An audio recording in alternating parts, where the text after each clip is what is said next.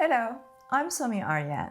I'm the founder of the think tank for women in business and technology and the FemPeak platform, with the mission of raising women's socioeconomic status. Our guest in today's podcast is Rob Baker, a great advocate of equality in the workplace who actively supports women's career development. Rob has a fantastic track record as a leader in diversity and inclusion. In 2020, he left Mercer, the global HR consulting firm, after a distinguished 42-year career, and he is now involved in numerous projects, platforms, and advisory roles in this space. Robert is someone who puts his money where his mouth is, and I can vouch for that because he has also invested in FemPeak, where he is helping us build a bridge between women in business and technology and large corporations. So here's my conversation with Rob Baker.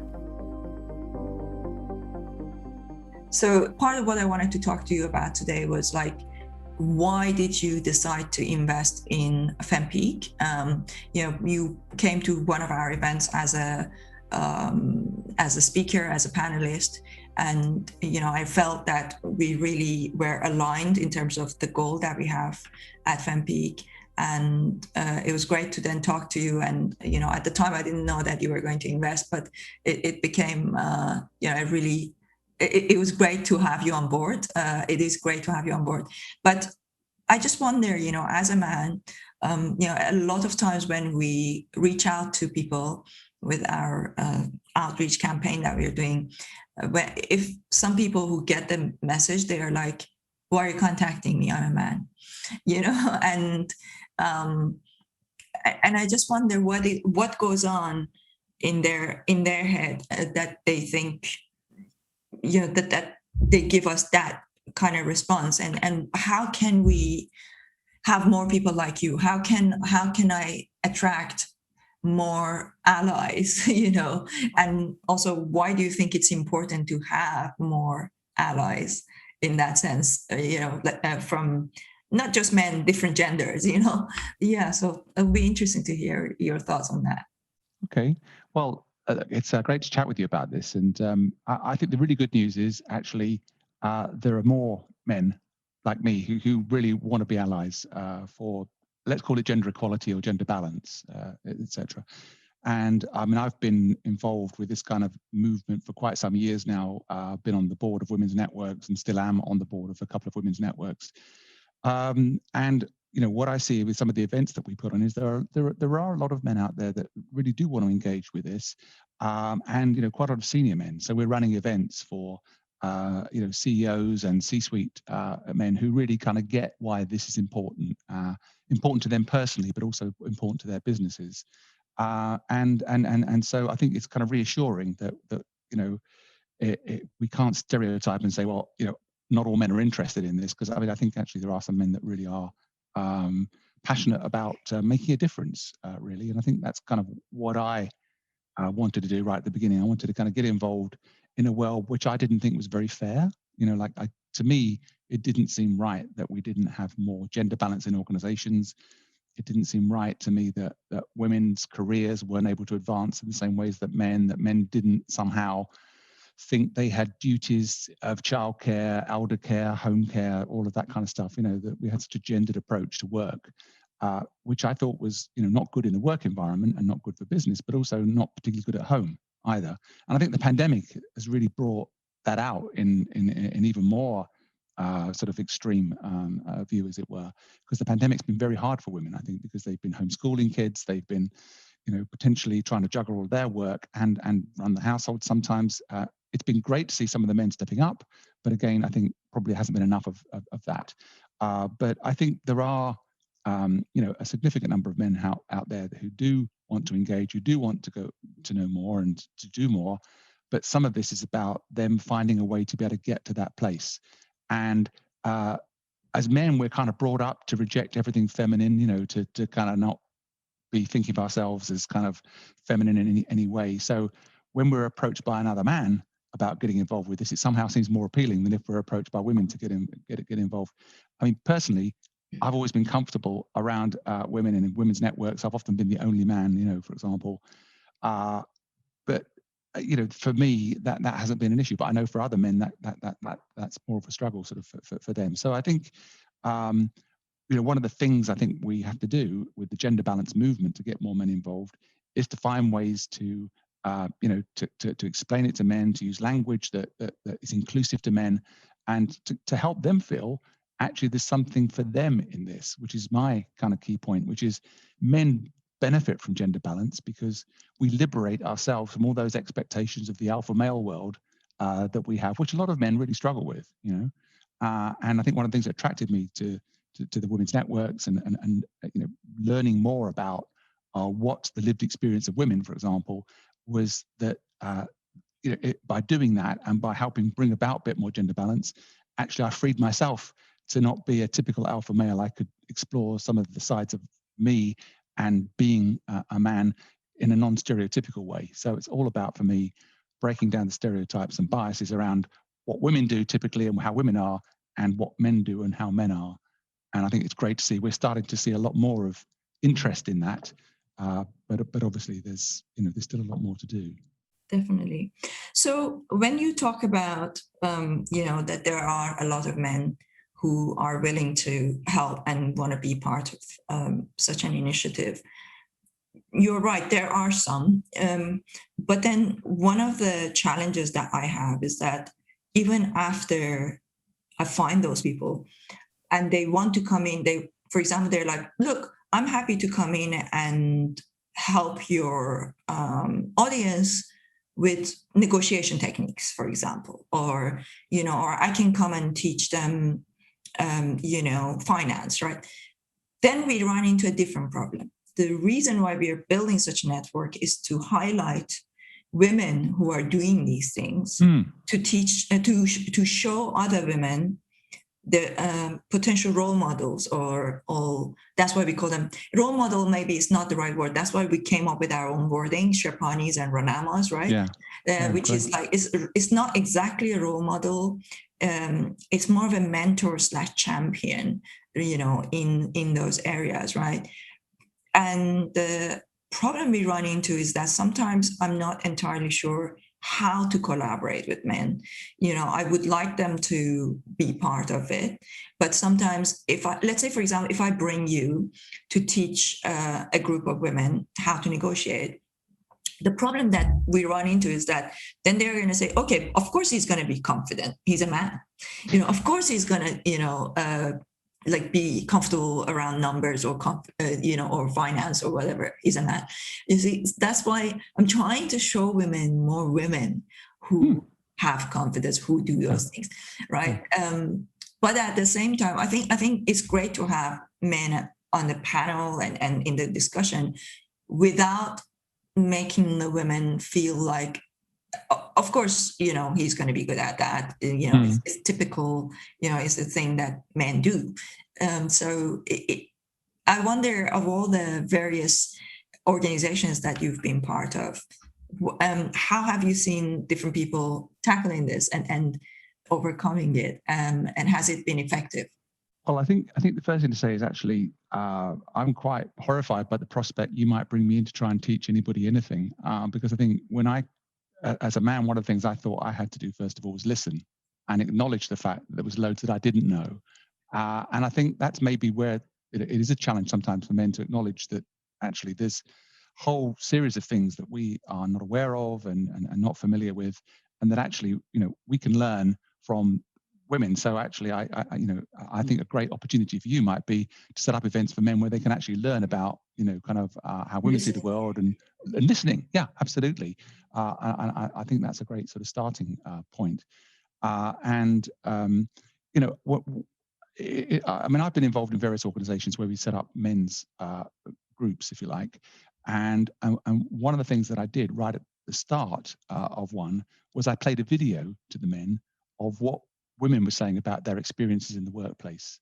And it was incredibly powerful because the men had never been forced to sit and listen to like a 6-8 minute video of women talking about what their lived experience was in the workplace. The fact that they were talked over, that they were assumed to be more junior than they were, some of their ideas were stolen, that kind of thing, and the meetings were timed at times when they weren't sort of family friendly, etc.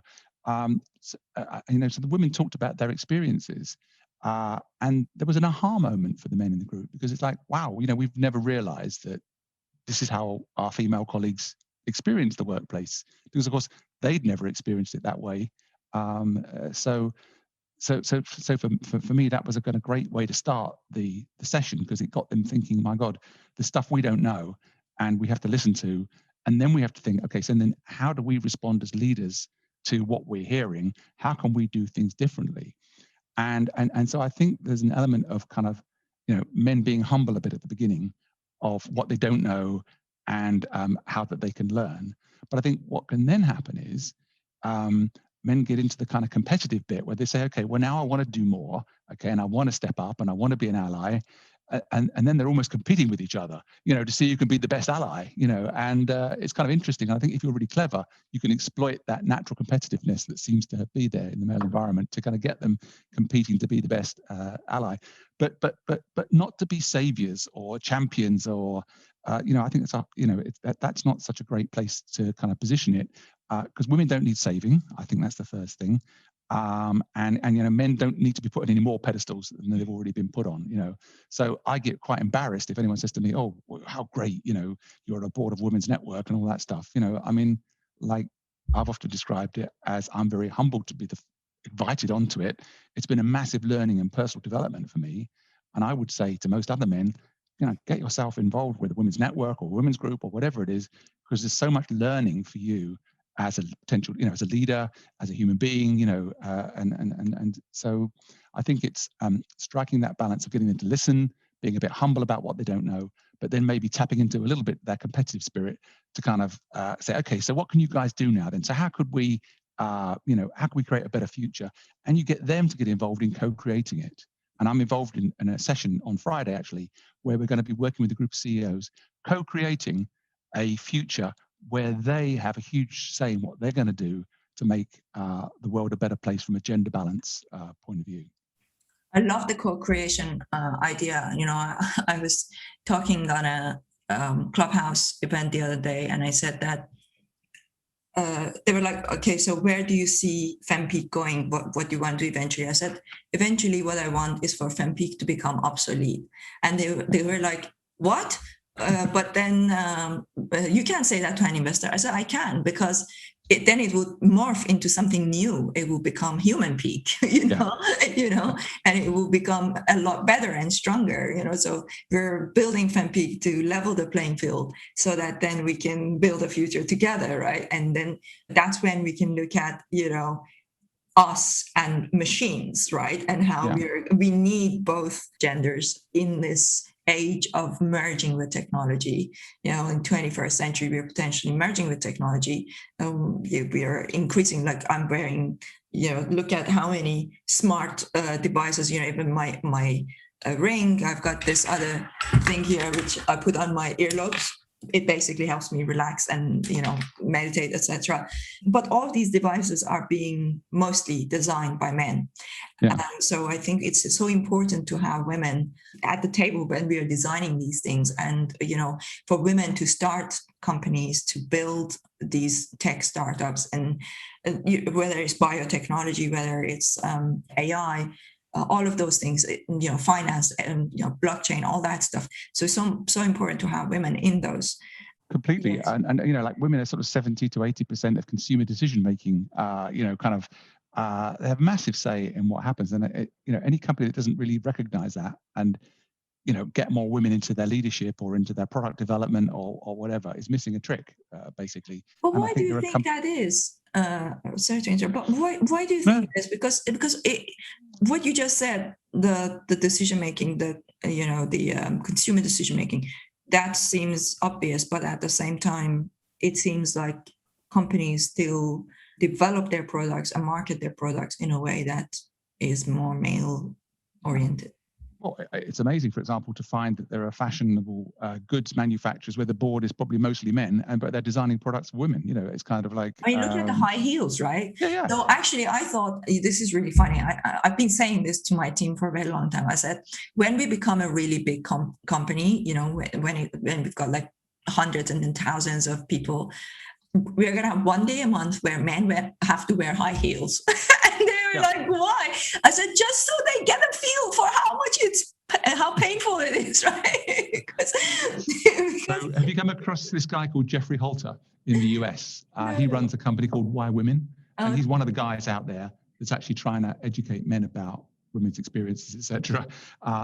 But he does a TED talk where he comes onto the stage in high heel with red pumps, like these red high heels. It's like quite amazing. I need to check that out. You need to check that out. I've tried it for a while back, and it's very uncomfortable. So I think we men certainly kind of like, why the hell would we want ourselves to wear shoes like that? But of course, we'd say they look great on women, wouldn't we? And I think it does look great, of course, aesthetically. Now, the reason why I think it looks great could be because of the association. Let's say, for example, if I had never seen Louboutin shows or shoes, or if I had never seen, the fashion designers, all that stuff. If I had never seen that, and if I just were dropped here from Mars, for the first time, and so a woman in high heel, would I still think that it looks great, or is the association that makes it look great? So I don't actually know that. It may well be that there is something inherently beautiful about high heels. I do really like the look of them, but I don't like how uncomfortable they are. So I've always thought one day I'm going to create high heels that are comfortable. And, wow. And there are so many things that you can do. Like, for example, I always have to buy a half a size bigger and then put lots of padding around it. And I'm like, why can't they put the padding in from start? They can do that. So what you should do is start a business that does that. I mean, am I right in thinking the woman that developed Spanx, for example, was like, because the product didn't exist. And so she thought, what happens if I develop this product? And, she's probably a multi-millionairess now or whatever. I think, it is really important, I think, from a consumer point of view, that there's more voice for women, but not just, listening to women as consumers, but also getting them involved in the decision-making process in the executive teams, et cetera, that are involved in these organizations. So I think there's massive more scope for that. And the men that I'm working with, these CEOs, et cetera, really get that, I think. And what they're looking to do is to try and find a way to, build their own path to make that happen in their organizations and sort of spread the word. And there's a phrase called manbassador, which I've heard a few times, which is that kind of like, what do you call a man that's, supporting women? Is it, and I don't really like the word, as I mentioned, that depicts a knight in shining armor or whatever. I think it's basically we're allies, and actually I think we should be getting into activism, right? I mean, this is the key for me, is to say, look, okay, it's one thing to talk about it. It's how you become, really active in this field that's important. And I think there's a journey for men that they need to go on. And I mean, I've coined a journey called the 6 A's, if you like, which is, not rocket science, but it basically starts with men being more aware. So that's the first A of where they're starting from, and the starting point for women as well. Then this acceptance about their privilege and their advantage that they have. They need to really accept and understand that gives them that advantage. They need to start then advocating for women and for gender balance. Then they need to become activists, actually doing things, not just talking about it. And then they need to get feedback on what's happening, the kind of assessment phase, if you like, where they listen to what the impact they're having on women is of what they're doing, whether it's helping, etc. And then adjusting what they're doing to reflect the fact actually they've got that feedback and they should do something different, better, whatever. So those are journeys that I think men can go on, and I think a lot of these leaders in organizations want to do that. One of the big challenges for them is, if they do it, how do they get the rest of their team to do it? How do they get their employees in their organization to do it? But that's the kind of journey we're talking about, I think, to really make a difference. Yeah, definitely. So I wanted to talk to you about this recent experience that we had, with yourself, with a certain company that I will not mention, the large corporations in general who want to attract women into finance and technology, all that stuff, right? And over, we've had several cases of these so far, where they come to us and they're like, oh my God, it looks like you've got an amazing talent pool that we want to tap into, right? And then we explain to them, okay, we do have women and they have transferable skills, and they are potentially, you could accelerate their learning curve to put them through. For example, I spoke to a lady who is going to be one of our speakers in one of the upcoming events, where she mentioned that she puts people through a training regime for 7 months from scratch, people who have no background whatsoever, and they will be in a position to start working in cybersecurity, from ground up. But even during the 7 months of learning, they can actually, as part of their learning, they can actually work with companies, right? So that's fascinating. And I asked her who is funding that, and she said, nobody. I'm just doing it myself because I think when you look at a lot of big corporations, they're like, yeah, we want to build a bigger talent pool of women to come into technical fields, but they're not willing to actually do what it takes. They're not willing to take them. Like, we have meeting after meeting after meeting, and nothing ever happens. Why do you think that is? What is holding these companies back from really making a contribution to creating that talent pool and opening up their criteria so that they're more flexible with bringing in people and then helping them accelerate, putting them through, the training that it needs? I think obviously the power of the kind of culture and the setup they've created already is very powerful. I mean, they probably feel that they've been successful with what they've done up to now. Why do they need to change? And what will be so good about doing things differently? And that kind of weight of that kind of culture and how they do things, is really hard to sort of shift. And you need probably a very enlightened CEO that says, look, we're going to do things differently now, and make that happen throughout the organization. And it's really kind of groundbreaking things like, for example, rethinking the requirements for the top jobs. So, for example, does the CEO need to work 24/7, travel all the time, not have a home life, that kind of thing? Are there different ways could the CEO role be done by working flexibly, or other ways we could define that job to make it more interesting and appealing to a wider range of talent? And similarly, in recruitment, it would mean recruiting from a wider talent pool, and interviewing in a different way that would enable diverse talent to really sort of thrive in that process. And those seem to be very big changes to the way that things are done at present. And so it takes quite a big shift to make that change, which is why typically you get the CEO on board, things can start to change. But even sometimes the CEO can be struggling with kind of a culture that's been so ingrained in the organization over years that this is the way we've always done things.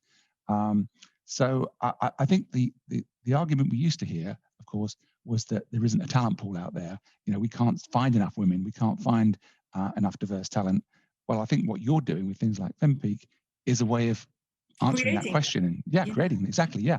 So that's one thing that doesn't act as a barrier. But then they don't have the patience to. And one other observation, which is, at least since I started FemPeak, over the past not even a year now, by the time this goes out, probably is about a year, there's been probably around 5 or 6 large corporations that we've had this conversation with, where the person that has approached me to discuss this has been a senior male, the first point of contact. But then they put me in touch with their HR teams, and they're mostly women.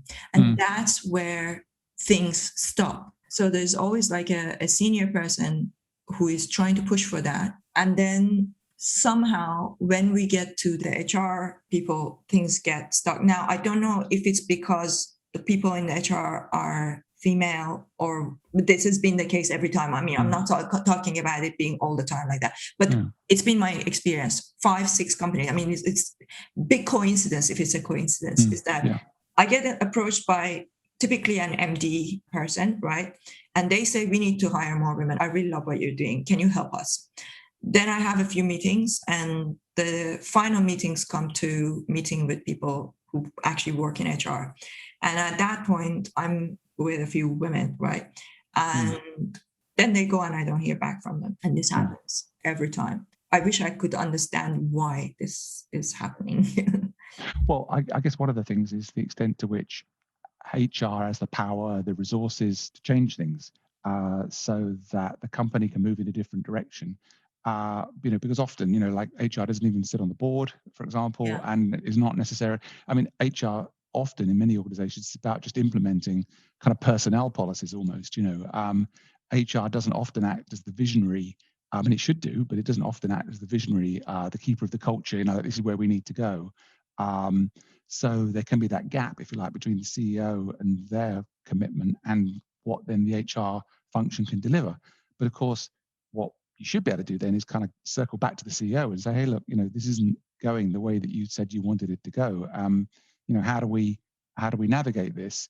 And you're trying to do it in a way without obviously going over the heads of HR, because that obviously would not make them very happy. But it's a common issue, I think, which is, HR doesn't have the power, doesn't have the resources, and doesn't sometimes have the imagination, if you like, to really kind of push for that kind of really critical change that needs to happen.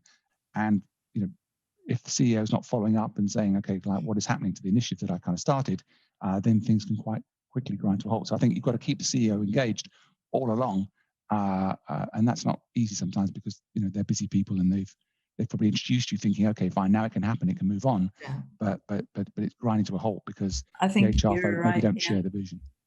I think you're right. I think definitely the person who makes that introduction, they would need to be engaged throughout, because otherwise it just goes cold. And I kind of feel like I'm banging my head against the wall because I'm trying to identify women who are interested, and there are many of them, and then we want to put them through programs, right? That's where the collaboration comes in. Companies put them through programs to get them interested in those fields, and there are many people who have very good transferable skills and they would learn very quickly. But I feel like the will is not really there. I feel like it's like they're looking for a quick solution most of the time, but the ready-made solution isn't there. And essentially all these big corporations, they're trying to fill their quota, and they're just taking talent from one company and putting it in another company, and it's just a very small pool of people. So I don't know, I feel like the will isn't there. So what's the solution? For me, I feel like the solution is to get women themselves interested and say, look, there are all these opportunities. These companies are really looking for women in these areas, whether it's cybersecurity, whether it's trading, whether it's artificial intelligence, all that stuff. So companies are looking for women in these areas. So if women take the step to reskill and upskill, there are opportunities, and then we can help them find those opportunities. Yeah. But it would be helpful if like the mountain was coming to Mohammed and Mohammed was coming to mountain as well. Yeah. Right? It wasn't like, but it feels like we're just pushing Mohammed to go to the mountain. No, I can fully understand that. And obviously that's some of the frustration of working in this whole kind of gender balance, diversity and inclusion field. It's kind of like in so many ways, the business case for doing this stuff makes sense, complete sense, so why don't people get it? I think like all these things, it takes time because people's attitudes have to change. We're hopeful that, generations of leaders coming in get this better.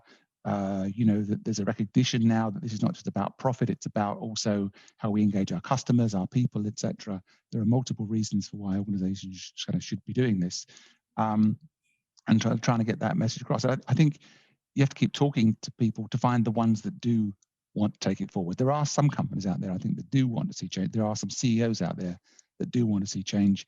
You have to keep talking to a lot of them to find the ones that really kind of want to make it happen, I suppose. And of course, where you have got case studies of success, it's really highlighting those because obviously that can show, companies what can be achieved if you can get that alignment. Well, the problem is that nobody seems to want to take that first step to become the case study, you know? Yeah, I know that's always the case, isn't it? That people are they want to be just behind the first leader, as it were, the first mover, because it can be risky being that first mover if it doesn't pay off.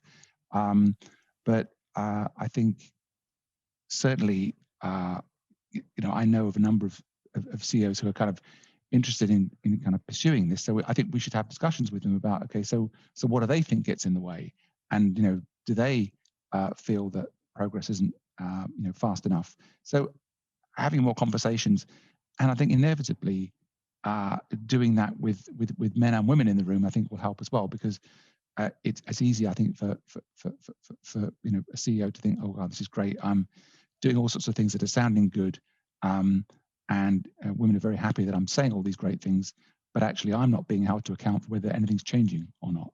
Yeah. And I think that's kind of one of the key things, and that's where, for example, investors can play a big role, because they can encourage companies, if they're publicly quoted, for example, the boards and the CEOs to C-suite, to change, because they believe as investors that there's more attractive to returns to be had if we have more women in senior leadership and the top ranks of the organization.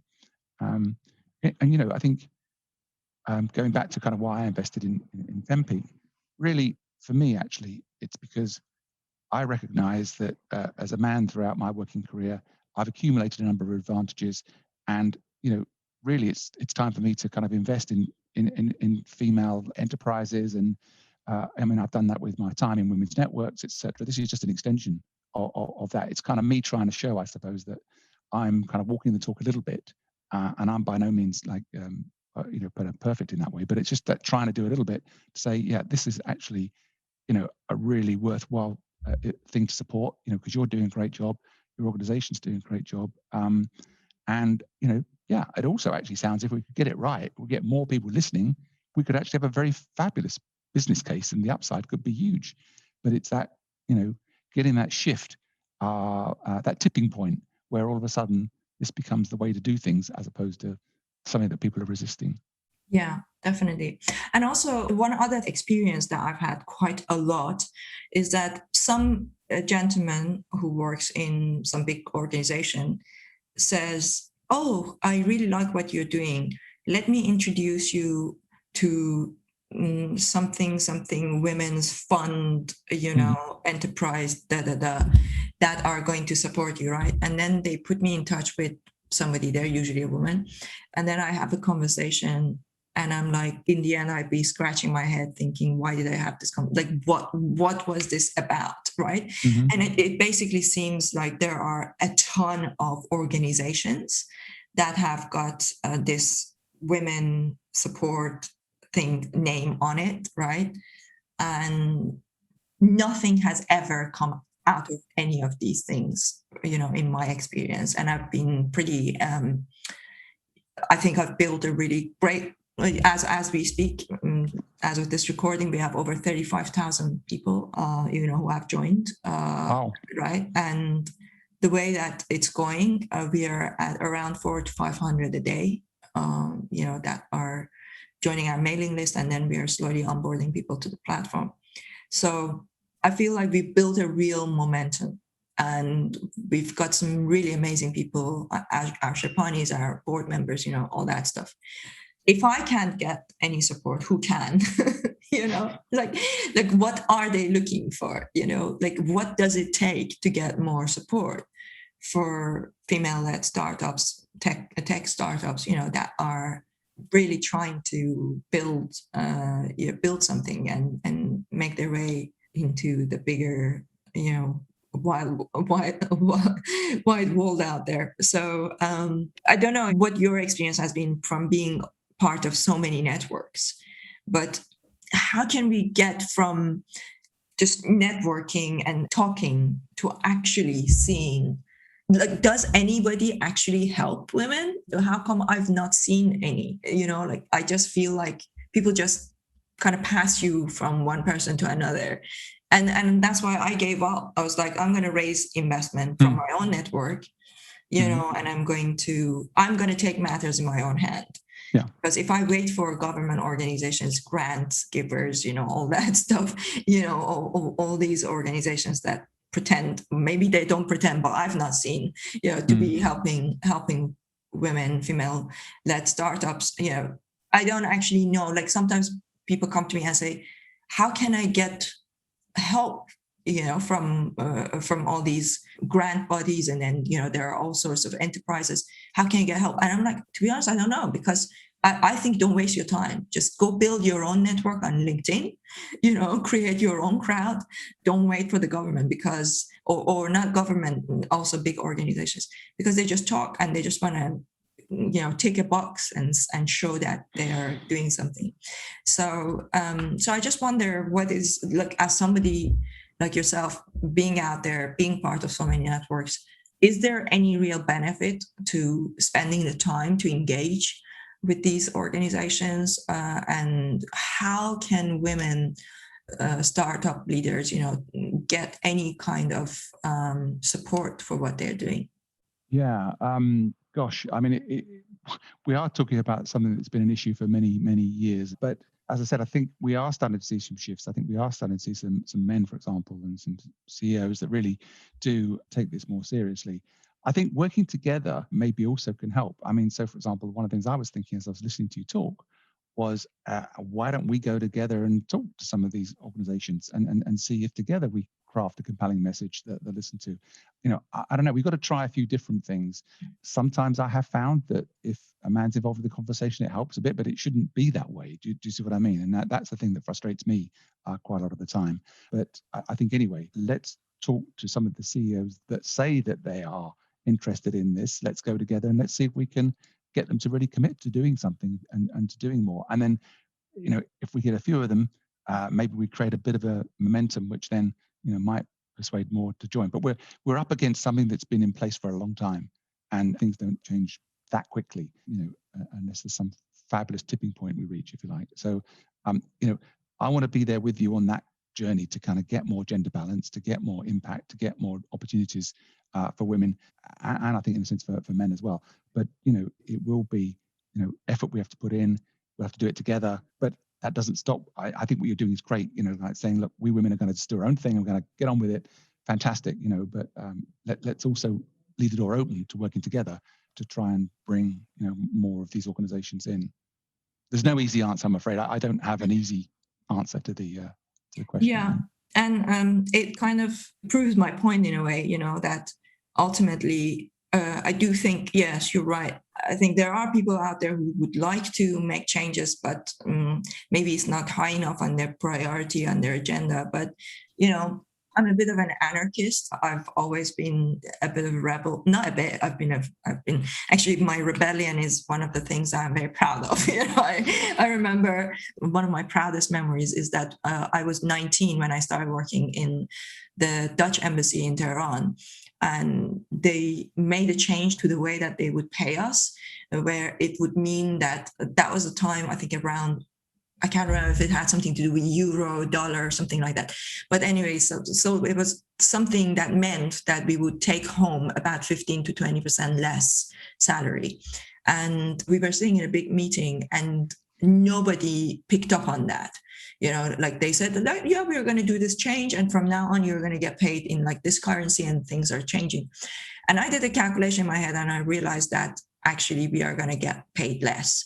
So I went home, sat down, did the paper calculation again, made sure that I was right. And then I picked up the phone and called all of my colleagues one by one. And I explained to them and caused a strike. And we had a strike at the Dutch embassy in Tehran for 3 days, where we wouldn't give anybody a visa. We were like, we wouldn't talk to anyone. And I was like, I'm so proud of that, because that caused the management, the ambassador at the time, they're like, they realized that this was not fair, and they changed that. So we went back to getting paid the way that we were getting. So I think, that's the kind of thing that the way I've always seen is like, it's so hard to negotiate, to come to agreement with big organizations, that you have to force your way. Either you have to force your way, or you are going to have to build something parallel, which is going to become so big that they can't ignore. Yeah. Yeah. Well, I love that. And I love the concept of being an anarchist. I mean, I'm now going to add a seventh A, which is like, after having been an activist, I now become an anarchist. The trouble is people are already struggling with the word activist because they think it's got political overtones, which maybe it has. But I mean, what I really mean is just someone that takes action. And maybe an anarchist is someone that takes action without waiting for any kind of permission. They just, kind of go out there and disrupt. I mean, another word for it is disruption. Disruption, and yes. what we want to do is we want to disrupt kind of cozy setup that there seems to be at the moment, where it's great for certain groups to revel in the privilege and the advantage that they have without sort of sharing that, and to making equal opportunities. And I think I'm kind of with you in trying to work together to create a more equal world where I think both women and men and any other genders kind of really benefit from this. So I think it's about working together on this and trying to bring about the world we want to see. And it involves a lot of getting out there, talking to people, convincing them, working with them. Like I said, I'm involved in this workshop on Friday where we're going to be taking a group of male leaders through this whole, why do I want to do this kind of, why do I want to become an activist? What am I going to commit to? And we need to do a bit more of that, I think, to really then start to change things. And Definitely. I'm with you. Things can't stay the same. They have to change because we want a better world. Well, I think that's the best place to end the conversation, because on a positive note, thank you, Rob. It's been great talking to you, and thank you for all your support today. Pleasure. Real pleasure. Thank you. Thank you, Somi.